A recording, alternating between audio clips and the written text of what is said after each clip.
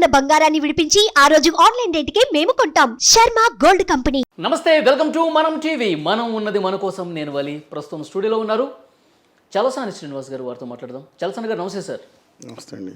చలసాని గారు, ప్రత్యేక హోదా విభజన హామీలకు సంబంధించి రాష్ట్ర వ్యాప్తంగా మీరు పర్యటన చేశారు. మీరు కావచ్చు, జేడీ లక్ష్మీనారాయణ కావచ్చు, మీరు అన్ని జిల్లాల్లో పర్యటన చేస్తూ యువకుల్ని పూర్తిగా ప్రత్యేక హోదాకు సంబంధించి వాళ్ళు ఒక చైతన్యం కలిగించేలా కార్యక్రమాలు చేశారు.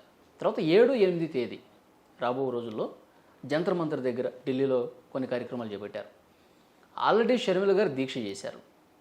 ప్రత్యేక హోదా రావటానికి సమయం ఆసన్నమైందా, లేదంటే ఎప్పట్లాగా నీరుగారే పరిస్థితి ఉంటుందా?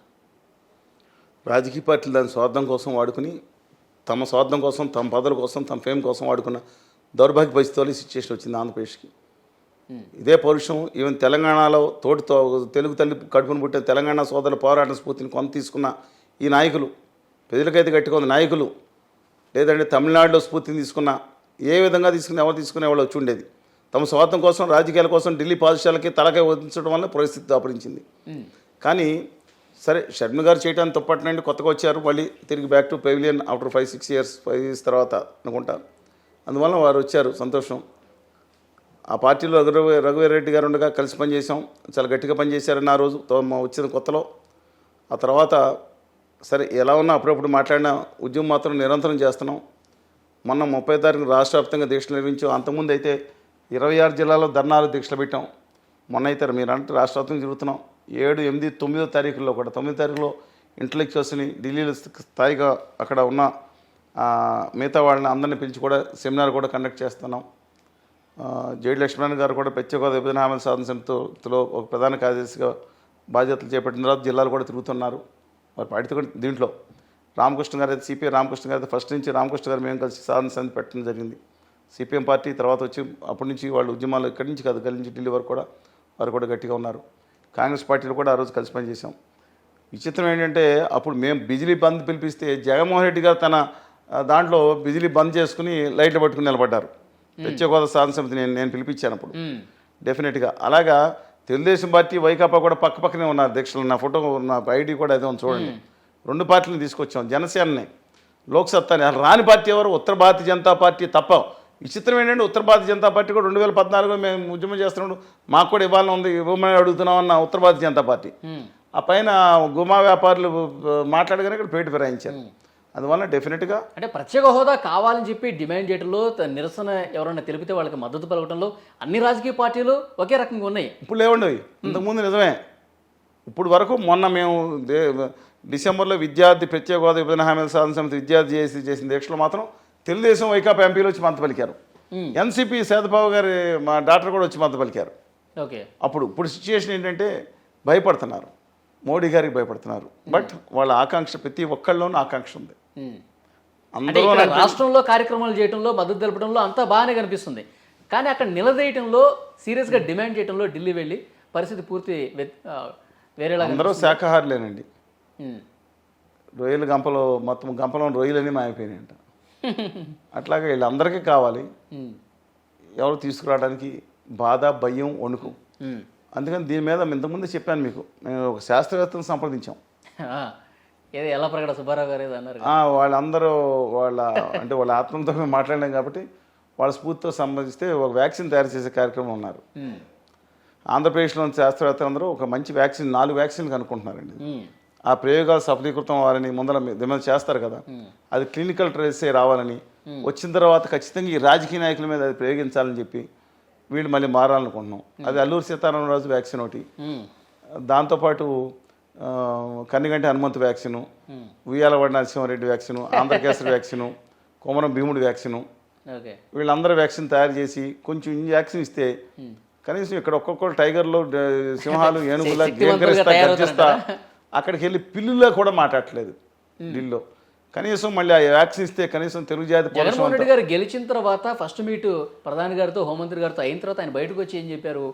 మన అవసరం వాళ్ళకి అంతగా లేదు, వాళ్ళ సంపూర్ణ మెజారిటీ ఉంది కాబట్టి మనం కూడా గట్టిగా ఏం డిమాండ్ చేయలేని పరిస్థితి ఉందని చెప్పి చాలా స్పష్టంగా చెప్పారు. మరి అంతకుముందు లేదండి, 2019 ముందు కూడా మెజారిటీ ఉంది, దాని మీద పెరిగింది. సరే ఒప్పుకున్నాను, ఆయన ఏం తప్పటేసం లేదనుకుందాం దాంట్లో. కానీ తర్వాత ఏం జరిగింది?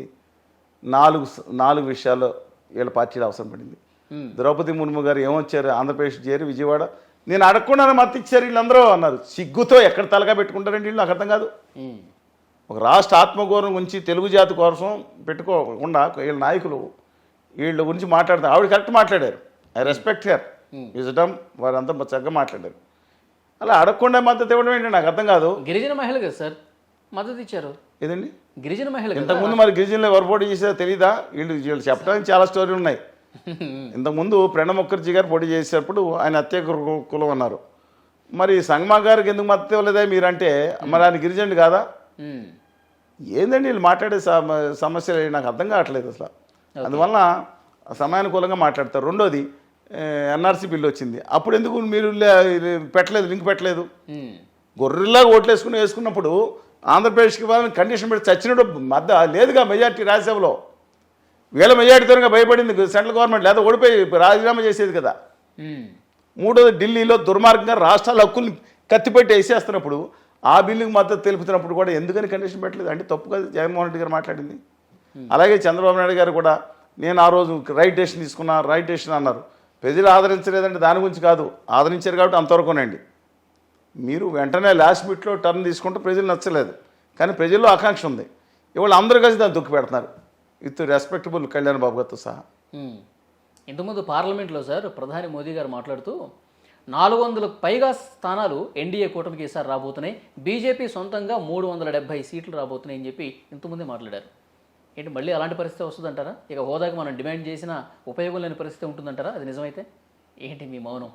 మీ క్యాంపర్ అనే గ్రంథంలో హిట్లర్ జైల్లో ఉండగా రాసి ఆత్మనిర్భర్ జర్మనీ, ఇంకో మతం మీద ద్వేషం జర్మనీ, హాలోకాస్ట్ ఎలా జరిగిందో ప్రతి ఒక్కళ్ళు ఇవాళ తెలియదు. ఒక్కసారి నెట్లో కొన్ని స్ప్లెండర్ మూవీ కానీ ఒక్క సినిమా చూడండి. హిట్లర్ లాంటి ఒక నాజీ ఎలాగ ప్రజల్ని ఆవేశాలు ఎలా రెచ్చగొట్టాడో, ఎక్కడదా తీసుకెళ్ళాడో పత్రం ఏ పంతరకు తెలియలేదు. బహుశా నేను బీజేపీ పార్టీ ఓడిపోవాలని కోరుకుంటలేదండి, లేదా ఇంకోటి గెలవాలని కోరుకుంటలేదు, అది ప్రజల ఇష్టం. కానీ పొరపాటున అలాంటి నియంతృత్వ పరిస్థితి ఉంది, నియంత్ర పరిస్థితి ఉంది. ఇప్పుడే ఎమర్జెన్సీ పరిస్థితి ఉందండి.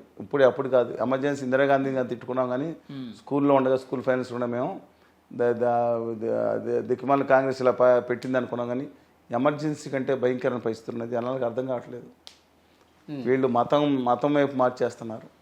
నేను ఒకటి చెప్తున్నా, అన్ని సీట్లు గెలుచుకున్న ఇప్పుడు ఇవన్నీ ఈవీఎంలు సెట్ అయి ఉంటాయి. బహుశా రామ మందిరాన్ని చూపించి ఈవీఎంలు సెట్ చేసి ఉంటారు. వీడు మోడీగా దండం పెట్టుకోతే 2 సార్లు దండం పెట్టుకోవాలి, ఫస్ట్ ఈవీఎం మెషిన్కి, తర్వాత మిగతా వాటికి. నేను ఎందుకు బాధపడుతున్నా అంటే అండి, అశోక్ గతంలో 2 సార్లు కూడా ఈవీఎంతోనే గెలిచారా మోదీ గారు? ఒకసారి గెలిచి ఉండకపోవచ్చు, కానీ ఈవీఎంల పాత్ర కొట్టివేయలేమనేది అభిప్రాయం అండి. ఇక ఒకటి చెప్తున్నాను, అశోక్ చక్రవర్తి గురించి సినిమాలు చూసాం, కింగ్ జార్జ్ అతను వచ్చినప్పుడు కూడా చూసాం, శ్రీకృష్ణదేవరాయల ఆస్థానంలో చూసాం, చాలాసార్లు చూసుంటాం కదండి ఎక్కడ కూర్చున్నారని. ఎక్కడ కూడా ఈ చరిత్రలో ఒక పాలకుడు ఎవరైనా అరివీర భయంకర గండభేరుండ దుష్ట ప్రచండ సామ్రాట్ మోడీ గారు వస్తున్నారని అని అంటే, రాముని ఆలయం లోపలికి వెళ్తూ ఉంటే ఈయన ఒక కెమెరామెన్ మాత్రం చూస్తుంటే ఒక సెక్యూరిటీ కనపడండి, తప్పుకోమన్నారు. ఈయన ఒక్క బాహుబలి ఎంట్రన్స్ కంటే బ్యూటిఫుల్ ఎంట్రన్స్ ఇచ్చాయండి. బహుశా విజయేంద్ర ప్రసాద్ గారుకి ఎంపీ ఇచ్చిన తర్వాత ఆయన డిజైన్ చేసేట్టున్నారు. ఇది మామూలు సినిమా బిల్డప్ ఇవ్వలేదండి. అసలు నాకు అర్థం కాదు, ఈయన ఒక్కడే అలా పట్టుకుని ఒక్కడే నడిచి వస్తూ ఉంటాడు గుళ్ళోకి. అందరూ ఒక గమనించండి ఎలా తీసుకొచ్చారు. ఇదంతా కూడా ఆదాని గారు గుమా వ్యాపారులు స్కెచ్ చేయరండి. పాపం ఈయనేం లేదు, వాళ్ళు చెప్పినట్టు నటించడం అనుకుంటా. ఆఖరిగా లోపలికి వచ్చిన తర్వాత ఈ ఫోటోలు మీకు చూపిస్తాను. సరే, ఆ దివ్యమంగళ స్వరూపాన్ని మేము చూద్దాం అనుకుంటే ఈ దివ్యమంగళ స్వరూపాన్ని చాలాసేపు చూపించారు, అయిపోయింది. ఎంతసేపు చూసినా మళ్ళీ మూడోసారి నేను చెప్పేది దయచేసి ఆలోచించండి. ఏ పార్టీలో వాళ్ళన్నా అక్కడ చంద్రబాబు నాయుడు గారు వచ్చారు, రవిశంకర్ ప్రసాద్ గారు ఉన్నారు, అలాగే రజనీకాంత్ గారు ఉన్నారు, అనేక మంది కుమారస్వామి మాజీ ముఖ్యమంత్రి చాలామంది ఉన్నారు. ఉంటే ఇనప కచ్చిడాలు పెట్టారండి అక్కడ 4-5 అడుగులు. దేశ చరిత్రలో, ఈ దేశ చరిత్రలో 2000 సంవత్సరాల చరిత్రలో మళ్ళీ దుర్మార్గులు పరిపాలించిన మనం ఆ విషయాలు నేను ఎప్పుడు చూడలేదు. కానీ సామంతరాజును ఇంకొకళ్ళను ఆళ్ళకేళ్ళకి రాతి కట్టడాల మధ్యన అవతల పెట్టి సెక్యూరిటీ పెట్టి యువతల రాజమాత్రాండ దుష్ట ప్రచండ చక్రవర్తి గారు పరిశీలించండి. ఇప్పుడు చూసారా మీరు? ఈయన తప్ప వీడియో వేయండి నేను చెప్పింది. సచిన్ టెండూల్కర్ గారు ఇంతే ఉంటాడు, అయ్యో ఇంత కట్టడాలను ఎగిరి చూస్తున్నాడు ఈయన కనుక. అందరూ ఈయన్ని 2 చేతులు మొక్కి అవతల శ్రీరామచంద్రమూర్తిని మొక్కాల్సిన చేతులతో ఈయన మొక్కుతున్నారు. అన్ని వీడియోలు వేయండి. దేశ చరిత్రలో ఈ విధంగా ఒక ఈయన ఎవరు వచ్చారు, ఈయన అందరినీ ఇనుప కట్టడాలకు మన వదలం పడేశారు జనాలు అందరినీ, మొత్తం అందరినీ. ఈయన సెక్యూరిటీ అంటే ఏ చంద్రబాబు నాయుడు గారితో సెక్యూరిటీ ఏంటి, కుమారస్వామి గారితో సెక్యూరిటీ ఏంటి, వీళ్ళ మంత్రివర్గ సహచరులతో సెక్యూరిటీ ఏంటి, ఇది మిగతా ముఖ్యమంత్రులతో సెక్యూరిటీ. ఈయన ప్రాబ్లం ఏంటండి? ఓకే, ఈయన గండ పేరుండ, ఈయనతో పాటు వెనకమాల సామంతరాజు, పాపం ఎవరు ఆయన ఉత్తరప్రదేశ్ ముఖ్యమంత్రి గారు గవర్నీలు, ఆ తర్వాత అంగరక్షకుల బృందంతో ఇంకొక ఆయనతో ఈయన ఇలాగ పరివేరం చేసి వచ్చిన వాళ్ళందరినీ ఇలా అనుకుంటా వాళ్ళు ఎగిరెగిరి హిందూ దేశంలో మాజీ ముఖ్యం ఇలా ఒంగుని సంతకాలు పెడితే ఈయన చూపు పడలేదు, కనీసం వచ్చి మాట్లాడలేదు. ఏందండి ఇది? ఇలా ప్రొజెక్ట్ చేసి మొత్తం దేశాన్ని గుమా వ్యాపారులు తమ గుప్పెట్లో పెట్టుకోవడానికి వెళ్ళిపోతున్నారండి. చాలామందికి అర్థం కావట్లేదు. మతం పేరు మీద, కులం పేరు మీద రాజకీయం చేయకూడదు. వాళ్ళ భద్రాచల సీతారామస్వాములు, సీతారామ లక్ష్మణ ఆంజనేయ సహిత స్వయంభూగా వచ్చిన అవి ఎవరో పెట్టి విగ్రహాలు కాదండి. ఓకే, స్వయంభూగా అక్కడ భూమిలో ఉన్న వెలసిన విగ్రహాలు. సీతారామ మొత్తం అందరూ సీతారామయ్య స్వామి అందరితో కూడా కలిపి ఉన్న విగ్రహాలు. ఓకే, ఆ దేవాలయ దానికి ఆహ్వానం కూడా ఇవ్వలేదండి. మాకు పుట్టినప్పటి నుంచి మాకు అయోధ్య తెలియదు, అయోధ్య తెలియదు. మాకు పుట్టినప్పటి నుంచి తెలిసింది మాత్రం భద్రాచలం అండి, వెంకటేశ్వర స్వామి. ఇంకొకళ్ళు గుమా వ్యాపారులు బ్యాచ్ మాట్లాడతారు నాతో, ఓగయా 10-5 साल में बीट करेंगे తిరుపతి కో. వెంకటేశ్వర స్వామితో పెట్టుకోవద్దు, ప్రాంతీయ విభేదాలు కల్పించవద్దు, దేవుడికి ప్రాంతీయ విభేదాలు ఉండవు. సరే సార్, ఇప్పుడు ఈ అయోధ్య విషయం వచ్చే ఎన్నికల్లో ఎంత మేరకు కలిసి వస్తుందో అది పక్కన పెట్టి డెఫినెట్ గా కలిసి వస్తుందండి. దానికోసమే మళ్ళీ కనుక ఇంకోటి ఉంది, జ్ఞానవాబు రెడీ ఏమీ లేదు, లైవ్ లో పెడతారు. సరిగ్గా శ్రీరామనవమి ఏదైతే ఉందో ఏప్రిల్ 16 ఆ రోజు నుంచి మొదలు పెడతారు, నవమి రోజులు చేసి. రాజకీయానికి నేను ఒకటే చెప్తున్నాను, భక్తి వేరు మతం వేరు. పూర్తిగా ఇవాళ ఎంఐఎం ముస్లిమ్స్ అందరూ ఎంఐఎంలో ఓటైన వాళ్ళందరూ ద్రోహులు అంటే ఎంత దిక్కుమాలతనో, క్రిస్టియన్స్ అందరూ క్రిస్టియన్ డెమోక్రటిక్ పార్టీకి ఓటైపోతే ఎంత చెత్త వాళ్ళు అన్నారు, హిందువులందరూ ఈ పార్టీకి ఓటైపోతే వాళ్ళు చెత్త వాళ్ళు అన్నారు. వాళ్ళే పేదం చెత్త బ్యాచ్. మతం వేరు. ఒక హిందువుగా ఉన్న వాళ్ళందరూ భారతీయ జనతా పార్టీ ఉండాల్సిన పని లేదు. మతాన్ని గౌరవించుకుంటాం, సాంప్రదాయాలను గౌరవిస్తాం, కానీ దీన్ని తాకట్టు పెడతా పరదోల కోసం వాడుకుంటున్నారు. గౌరవ మోషాజీస్ ఇట్ ఈస్ నాట్ కరెక్ట్. ఇప్పుడు మళ్ళీ కనుక మోదీ గారే వస్తే, భారతీయ జనతా పార్టీయే కేంద్రంలో ఉంటే, ఏంటి ప్రత్యేక హోదా మొన్నటి వరకు ముగిసిన అధ్యాయం అని చెప్పి వినిపించింది మనకి. ఈసారి ప్రత్యేక హోదా ఆ పేరే వినపడదు అసలు. మళ్ళీ బీజేపీ వస్తే అదేనా పరిస్థితి? తెలంగాణ మీరు చూశారండి. తెలంగాణ చూస్తే మీరు ఇటేపేమో కేసీఆర్ గారు ఒకే పార్లమెంట్ ఇద్దరు సభ్యులు, ఆవిడ రాములమ్మ గారేమో అటు తిరిగి కూర్చుని మొహం కూడా చూసేవారు కాదు. ఈయనకేమో ఆవిడ మొహం చూడటం ఇష్టం లేదు. ఎడమొహం పెడమొహంగా ఉన్న ఇద్దరు ఎంపీలు ఈ దేశ చరిత్రనే మార్చే విధంగా ఇవాళ రాష్ట్రాన్ని చెప్తున్నాను, ఒక బ్లడ్ షెడ్ లేకుండా అక్కడ జరుగుంటాయి తెచ్చుకున్నారంటే భావితరాల భవిష్యత్తుకి చాలా ఆంధ్రప్రదేశ్ భావితరాల భవిష్యత్తుకు అవసరమైన హోదాని, విభజన హామీలని, రాయితీల్ని గనక మర్చిపోతే చరిత్రలో దోషులుగా నిలబడతారు వీళ్ళు. ఆ పరిస్థితి రాకూడదని చెప్తున్నారు. దేనికైనా తెగిస్తాం.